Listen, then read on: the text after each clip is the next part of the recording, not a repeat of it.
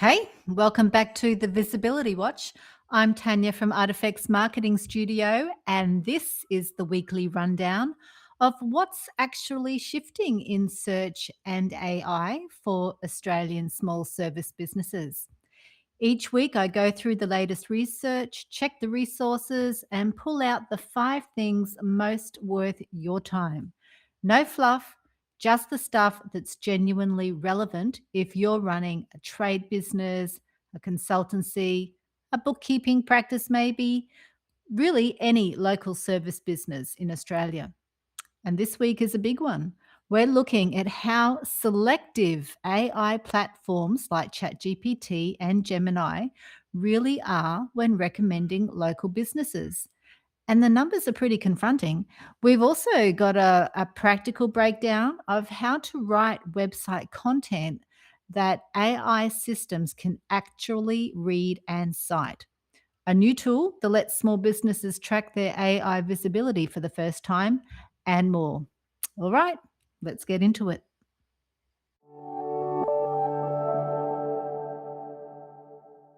To today's deep dive. We've got a really fascinating stack of recent intelligence to go through today. We really do. There's a lot of ground to cover. Yeah, we're exploring the rapidly shifting 2026 search landscape.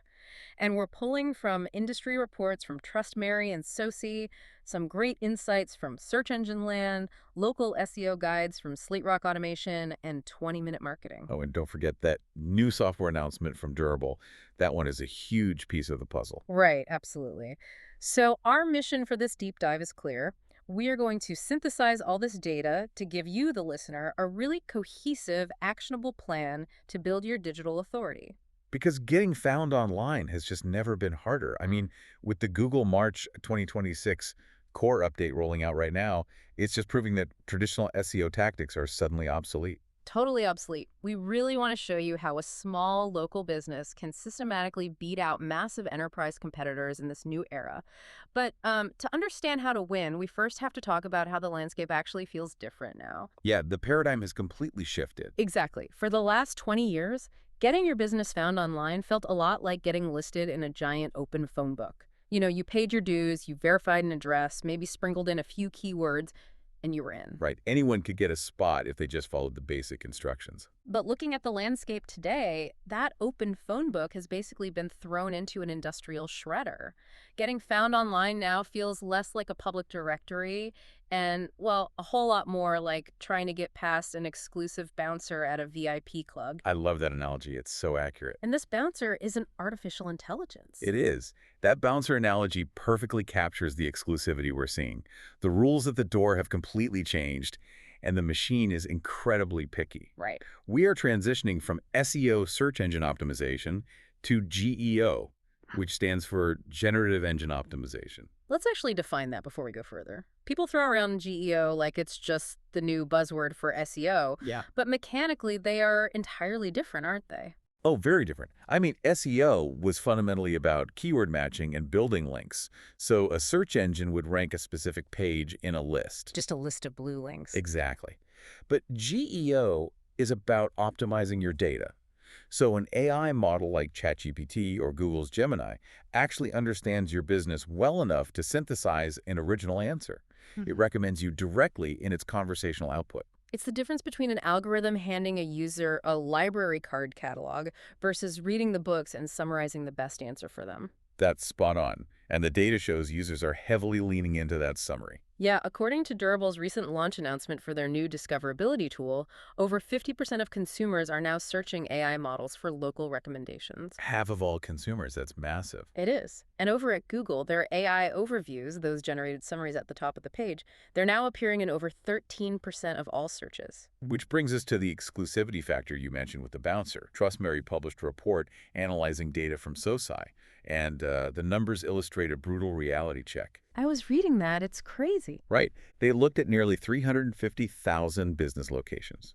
Historically, Google's local three-pack that map feature, we all know, featured about 35.9% of those locations. Okay. But when they tested ChatGPT for local recommendations, it recommended only 1.2% of them. Wait, going from a 36% inclusion rate down to 1.2%, that is an absolute massacre for local visibility. It really is. Achieving AI visibility is mathematically 3 to 30 times harder than traditional Google visibility. So what is the mechanism driving that massive drop-off? Why is the AI just ignoring over a third of the businesses that Google Maps used to happily display? Well, it comes down to how these models prioritize information. In traditional local SEO, physical proximity was the ultimate trump card. Right, the near-me searches. Exactly. If a user was standing 2 blocks away from a poorly reviewed, mediocre plumber, the search engine would still show that plumber just because they were physically closest. The algorithm just drew a radius on a map. But AI models don't think in terms of geographic radii. They evaluate concepts.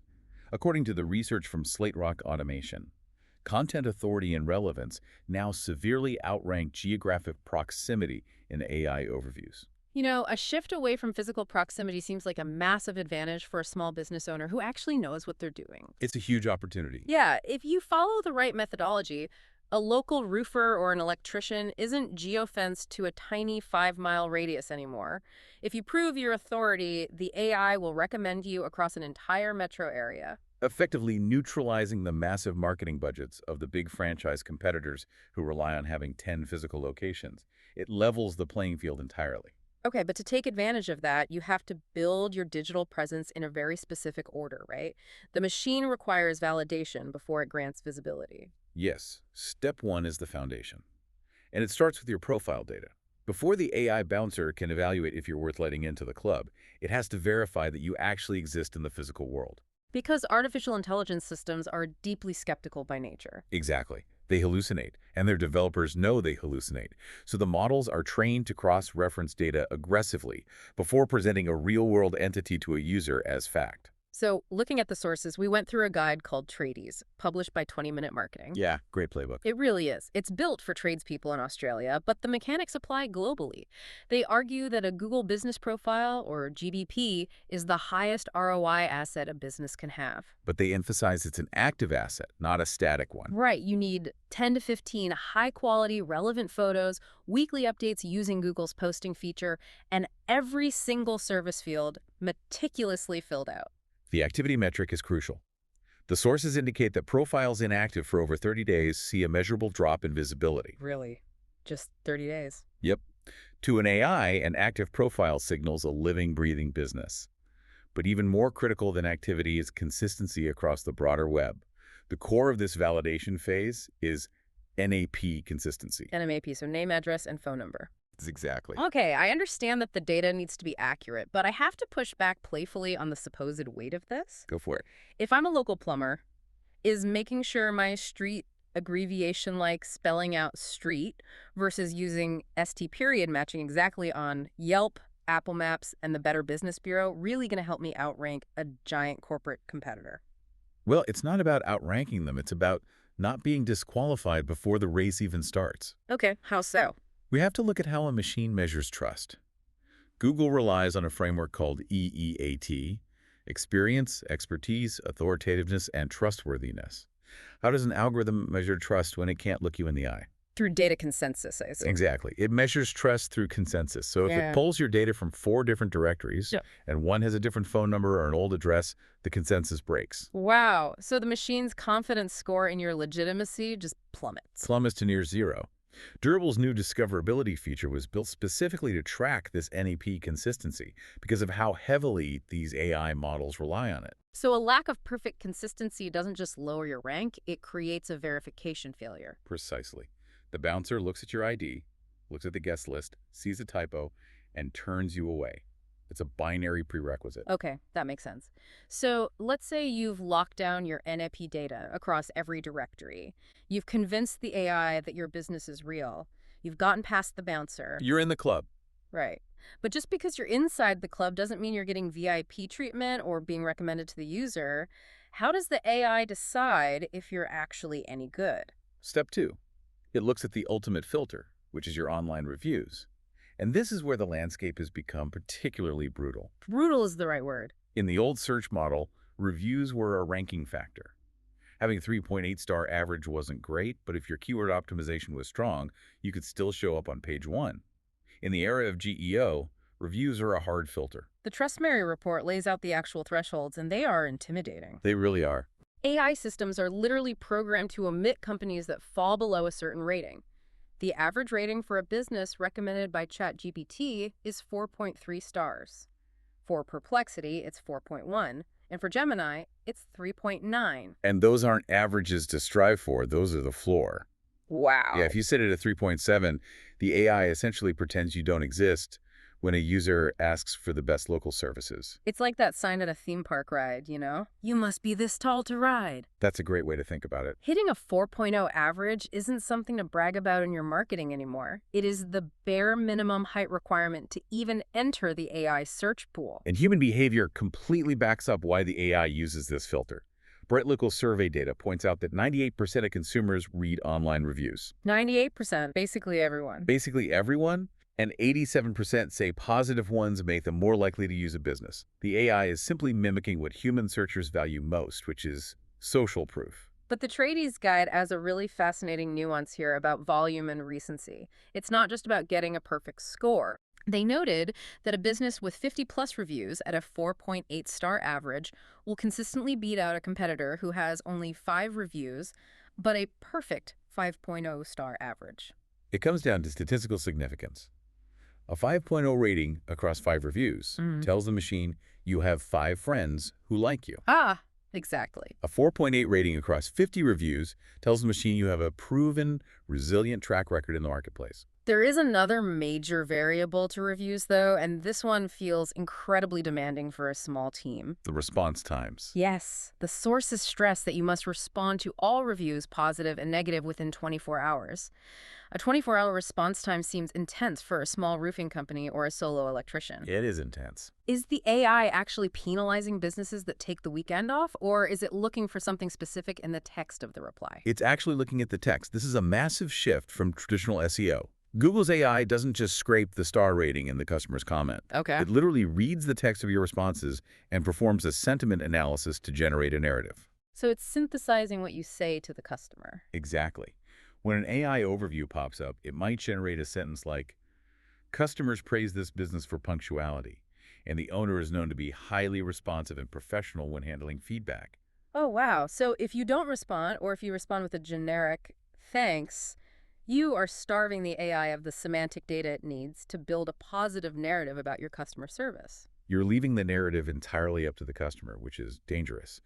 By responding quickly and professionally, you are feeding the machine positive contextual data about your operation. All right, so step 1, you've established perfect NAP consistency.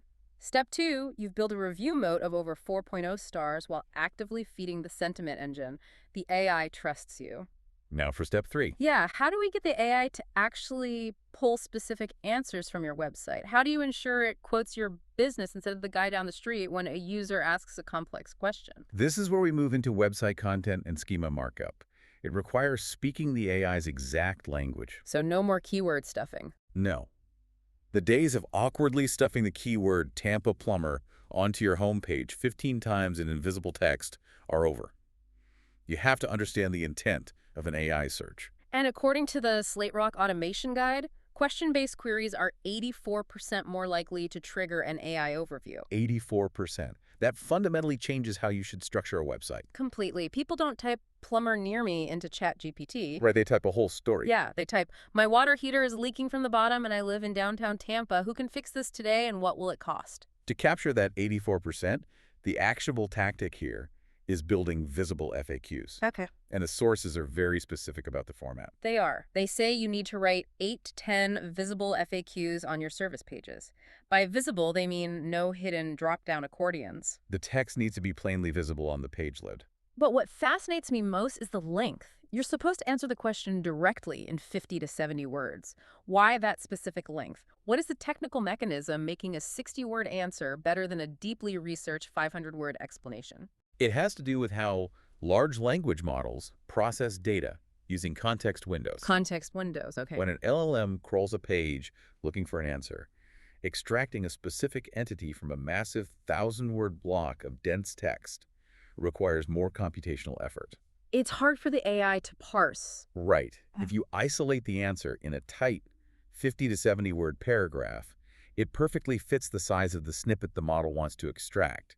You are reducing the computational cost for the AI. I want to introduce an analogy here to help visualize this. Please do. Think of the AI like a harried researcher in a massive, chaotic library running around trying to answer a user's question. Like this. If your website is a messy pile of loose papers with paragraphs buried in the middle of long essays, the researcher is just going to ignore you because it takes too long to read. Yep. But if your website is a perfectly formatted 50-word index card sitting right on the desk, the researcher grabs it immediately. That is an excellent way to conceptualize it. You're spoon-feeding the researcher. And you can make it even easier for them by using schema markup. Let's break down schema because it sounds like intimidating developer jargon, but it's vital for this index card concept. It sounds scary, but it's not. Oh. Schema markup is essentially hidden metadata code on your website that tags your information. Okay. Instead of making the AI guess what a block of text is, schema acts as a label. If you use local business schema and FAQ page schema, you are explicitly telling the AI in its native code, here are my exact business coordinates, and here is a direct answer to a commonly asked question. So it's like putting a fluorescent sticky note on that index card. Yes. And the results are undeniable. SlateRock notes that using this specific markup makes a business 3.2 times more likely to be cited in an AI overview. That 3.2 multiplier is huge. But reading through the Search Engine Land report, there was a statistic that initially seemed terrifying for small businesses. The 250 publications rule. Yeah. It mentions that mid to large enterprises usually need to publish about 250 pieces of content to establish enough of a semantic footprint to actually influence an AI model's training data. If I'm a busy roofer, finding the time to write 250 articles is impossible. It sounds like GEO is just a game for massive marketing budgets. It would be if small businesses tried to play the exact same game as the enterprises. But they shouldn't. Oh, so they play a different game. Exactly. That 250 publication benchmark is for large brands trying to shape a broad national narrative about an abstract concept. Okay, that makes sense. A local business doesn't need to shape a national narrative. They bypass that massive content requirement by focusing entirely on hyperlocal relevance and structure. So rather than trying to write 100 blogs about the history of electricity, a small business just gets incredibly specific about what they do right now. Exactly. You create highly targeted, dedicated pages for every specific service you offer in your specific town. Give me an example. If you're an electrician, you don't have one generic page that says services. You have one distinct page for switchboard upgrades in Tampa, one for smoke alarm installation in Tampa, and so on. And you format those pages with the 50-word FAQs. Yes, and the correct schema markup. Your single, hyper-relevant page will beat the enterprise's 250 generic blog posts every time a local user asks a specific question. The AI hates fluff. It prioritizes direct, local answers. You don't have to outright the massive corporations. You just have to be more structured and direct than they are. Precisely. So we've locked down the foundation, we've built the review mode, and we've structured our website as a stack of perfect index cards for the AI researcher. How do we actually track if this is working? Metrics. Yeah, because the dopamine hit of logging into a dashboard and seeing your website ranked at position #1 on Google seems to be entirely dead. It is dead. And we have to embrace the randomness of generative models. There is a study by SparkToro and Gumshoe highlighted in the Search Engine Land piece that proves this. It's a great study. They had 600 volunteers run identical prompts through ChatGPT, Claude, and Google AI almost 3,000 times. The results were staggering. The probability of an AI generating the exact same list of local recommendations twice was less than 1%. Less than 1%. And the probability of getting the same list in the very same order was roughly 1 in 1,000. This means traditional rank tracking obsessing over whether you are the second or third link is just a waste of time. It really is. The AI models are intentionally designed to produce varied conversational responses. Volatility isn't a bug, it's a feature. If you try to track an exact numerical ranking in an AI landscape, you are chasing a ghost. Exactly. It's the difference between fishing in a small pond versus fishing in the open ocean. I love this analogy too. Well, in the old SEO days, you were in a pond, you knew exactly where the fish were, you could see the bottom, and you could measure your exact position relative to the fish. Right. Now, with generative AI, you're in the ocean, the currents are constantly shifting, you can't track exactly where the fish are at any given second. You just have to weave a really strong, high-quality net, cast it wide, and measure how much you catch over a month. That is precisely how you have to measure success now. Yeah. The new metric for the strength of that net is visibility percentage. Visibility percentage. So it's a measure of frequency, not position. Exactly. If 100 different people ask an AI for recommendations in 100 different ways, does your brand consistently show up in the conversational mix 60 or 70% of the time? If you are frequently in the conversation, that's the win. Which brings us back to the March 2026 Google Core update. The sources point out that this update is causing wild volatility. And Google's official stance is that there are no shortcuts or technical hacks to fix a traffic drop. Right. The algorithm is relentlessly rewarding EEAT and people-first content. If you try to game the system with keyword stuffing or fake engagement, the AI will simply ignore your data. The irony of optimizing for artificial intelligence is that you have to be radically authentic. That is ironic. The machine is too smart to be tricked by the old tactics. It demands organized, high-quality information that genuinely helps a user. So, synthesizing everything we've covered today, the strategy to build digital authority and beat the enterprise competitors relies on a very clear order of operations. Let's recap it for them. First, you establish undeniable proof of your existence. You claim your profiles, stay active, and ensure your name, address, and phone number are perfectly identical across every directory to satisfy the AI's consensus mechanism. That gets you past the bouncer. Right. Second, you prove your quality by building a review moat above that 4.0 star baseline. You focus on high volume to prove statistical significance, and you feed the AI's sentiment engine by responding to every review within 24 hours. That proves to the AI that you're an expert and trustworthy.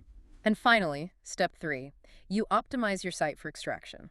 You ditch the dense paragraphs and build service-specific pages featuring 50 to 70-word direct answers to common questions, wrapped in schema markup so the AI researcher can grab your index card instantly. If you organize your data specifically for AI injection using those methods, you make it mathematically impossible for the models to ignore you, regardless of how big your competitors' marketing budgets are. It's such an empowering blueprint for the small business owner.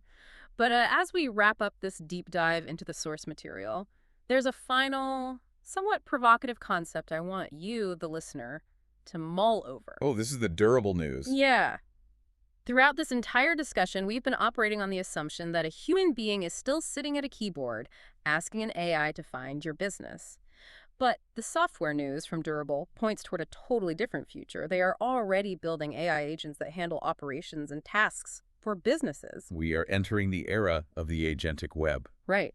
What happens to your business model in a few years when human beings stop searching entirely? It's coming faster than we think. Imagine a homeowner doesn't search for a plumber. They just tell their personal AI assistant, find and book a licensed plumber to fix the sink for under $300 by Tuesday morning. Your website, your reviews, your FAQs, none of it is ever seen by a human eye. It is only ever read, evaluated, and booked by another machine. In a machine-to-machine economy, discoverability is entirely dependent on data structure. If the purchasing AI cannot seamlessly parse your schema and validate your EEAT, you do not exist to that customer. You're invisible. You're totally invisible. No matter how incredible your real-world service is, if you aren't structuring your data for the AI bouncer today, you won't even be on the guest list tomorrow. Thanks for joining us on this deep dive. Go audit your directory listings, start formatting those FAQs into 50-word index cards, and we'll catch you next time.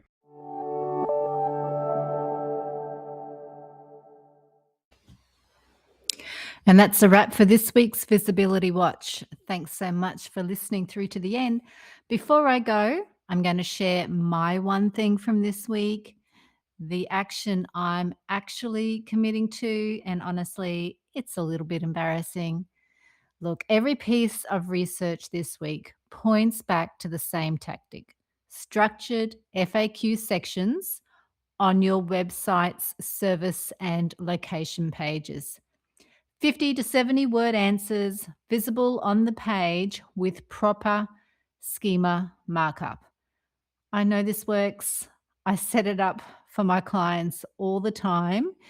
It's one of the well, it's actually one of the last things that I do before launching a website. And these days, I won't push a website out there without it. And yet, I know a lot of web developers will, but that must change. But guess what? My own website, still don't have it. So that's my week sorted. No more putting it off. If you're in the same boat, you know what needs doing, but keep pushing it down the list, maybe this is the week for you too. And if you don't know how to do that, then reach out. That's what I do. The AI platforms are already making decisions about your business. So we might as well give them something to work with, right? See you next week.